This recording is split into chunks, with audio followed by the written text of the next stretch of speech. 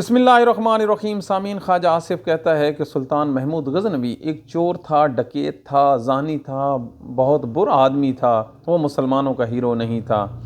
اس طرح سے اس حکومت نے، یہ وزیر دفاع کا بیان ہے، تو ہمارا جو مطالعہ پاکستان ہے وہ بالکل تبدیل ہو کے رہ گیا ہے۔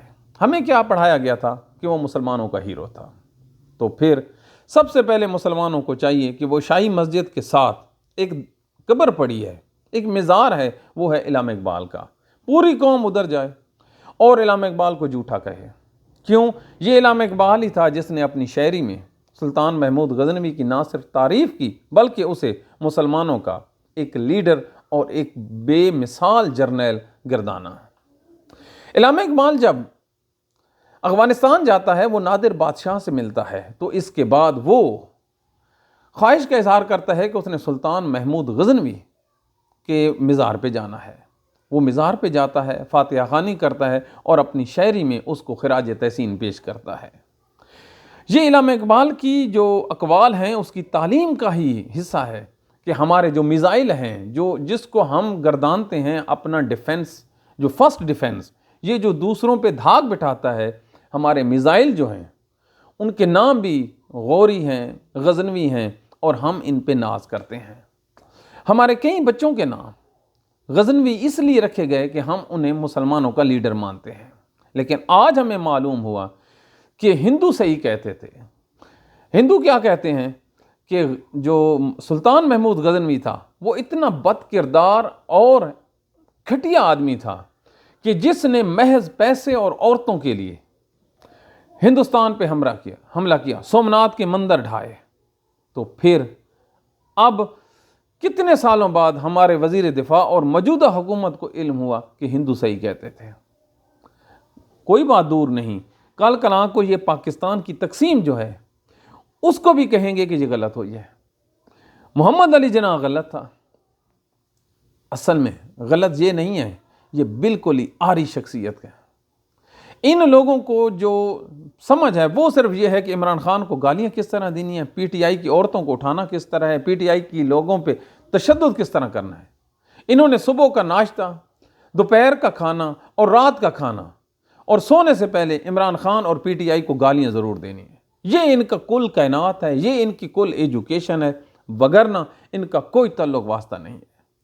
اگر پاکستان کے جو میزائل ہیں وہ ڈکیتوں کے نام پہ ہیں، تو پھر میں پوچھنا چاہتا ہوں پاکستان کے اسٹیبلشمنٹ سے اور پڑھے لکھے لوگوں سے، تو کیا ان میزائلوں کے جو ماڈلز ہیں، کیا ان کی جو حفاظت ہے یا حرمت ہے ہم پہ لازم ہے؟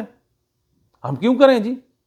ایک چور ڈکیت کے نام پہ اگر کوئی میزائل بنا ہے تو ہمیں تو دعا کرنی چاہیے وہ ختم ہو جائے یا اس کا نام تبدیل کریں۔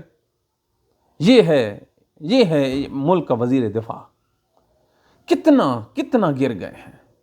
اب دوسرا آپ دیکھیں، انہوں نے پاکستانیوں کی نہیں مانی، محض چند جو پاکستان کے ٹاپ کلاس جرنلز ہیں ان کو خوشنودی کے لیے، ان کو خوش کرنے کے لیے انہوں نے پی ٹی آئی کے لوگوں کا ملٹری ٹرائل کیا۔ اب ملٹری ٹرائل پھنس گئے ہیں نا، انہوں نے لے لیا ہے نوٹس، یورپی یونین نے، برطانیہ اور امریکہ نے، اب پوری دنیا جو ہے وہ ملٹری کے خلاف ہو گئی ہے۔ حالانکہ اگر ان میں سینس ہوتی تو یہ کون سا مشکل کام تھا؟ یہ جو 10 سال کی سزا ہے، خدا کی قسم یہ ہمایوں دلاور کو دے دیتے۔ ہمایوں دلاور یا قدرت اللہ جو اسلام آباد کا جج ہے، یا دوسرے جو جج بیٹھے ہیں اسلام آباد میں یا دیگر پاکستان کے شہروں میں، تو یہ جو 10 سال سزا ہے اس کو 20 سال دے دیتے، 8-10 وکیل ان کے حمایتی بھی بن جاتے، لیکن نہیں، اپنی منمانی تھی وہ منوا لی اور پاکستان کا بیڑا غرق کر دیا۔ یہ ثابت کرتا ہے کہ جو ہمارا ملک ہے اس کو جو چلانے والے ہیں وہ کوئی ویژن نہیں رکھتے، وہ اتنا بھی نہیں سمجھتے کہ ان کے فیصلوں کے اثرات کیا ہوں گے، نہ ان کو انٹرنیشنل میڈیا یا انٹرنیشنل جو برادری ہے اس کے پتہ ہے کہ ان کی سوچ کیا ہے۔ عمران خان ہے اور اس کو رگڑا لگانا ہے، یہ رگڑے لگاتے لگاتے پاکستان کا انہوں نے رگڑا لگا دیا ہے۔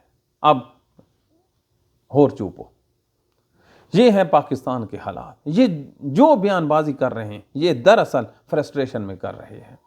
لکھ لیں، یہ حکومت عمران خان کے بہر آنے کی دیر ہے، جو 1 ماہ تک انشاءاللہ بہر آ رہا ہے، یہ حکومت کا نام و نشان نہیں رہے گا، یہ حکومت مٹ جائے گی، ان لوگوں نے مٹ جانا ہے۔